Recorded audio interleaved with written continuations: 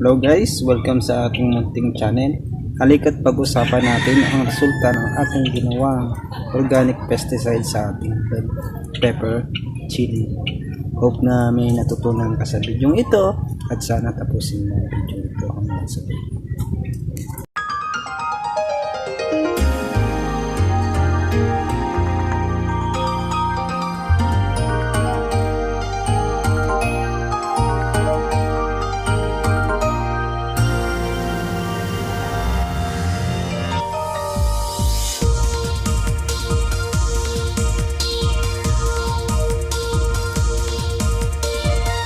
Hello guys!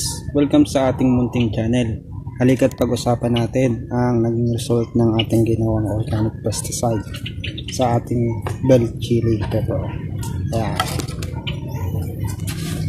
Kung nakikita nyo guys, is sa part 1 ito guys is pinakita ko sa inyo kung paano gawin ang organic pesticide. Ngayon guys is maganda naman ang result feedback nito sa ating halaman tulad ng ating bell chili pepper. Ayan guys, no? Halika at atin nang i-discuss itong result, ng gandang result ito sa ating halamang bell chili pepper. Ayan. So guys, kung nakikita nyo guys, ito na yung ating bell chili pepper na in-sprayan ng ating organic pesticide. Bali, meron na siyang mga bunga at diretso na yung kanyang mga bunga at nagkaroon pa siya ng bulaklak ulit. Yan. Lang gaano kita pero subukan natin i-zoom.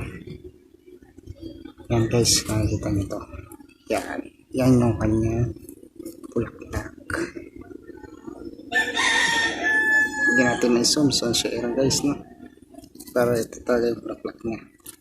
Yung pangalawa naman natin na ginanuhan na hindi natin spray na bell chili pepper na meron din bulaklak. Ito na siya guys, no?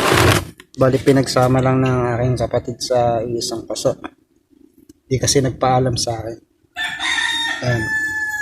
Bali hindi nagtuloy yung kanyang bulaklak. Kinain lang ng langgam at ng aphids. So guys, ito lang ang ano ko muna sa inyo guys, no? Mga tips natin sa paggawa ng organic pesticide. Una sa lahat guys is fermented po natin siya muna natin siya ng mabuti. Totally guys is minimum of 15 days na pagpo-ferment at okay na siya. Pangalawa guys, wag po nating haluan ng tubig siya pag na-ferment na po siya. May cause kasi na hindi tumapang yung hindi maging effective yung ating organic pesticide. Pangalawa guys, kailangan natin haluan to ng suka para mas effective. So guys, kung nakikita nyo naman guys yung ating process ng ating paggawa ng organic pesticide is medyo okay siya. Makita na natin yung kanyang result. So guys, hanggang dito na lang ako. Hope na may natutunan ka sa video ito. Like and share na lang din sa ating YouTube videos. Huwag nyo rin kalimutan na i-like and i-follow ang aking Facebook page na ilalagay ko sa description box below.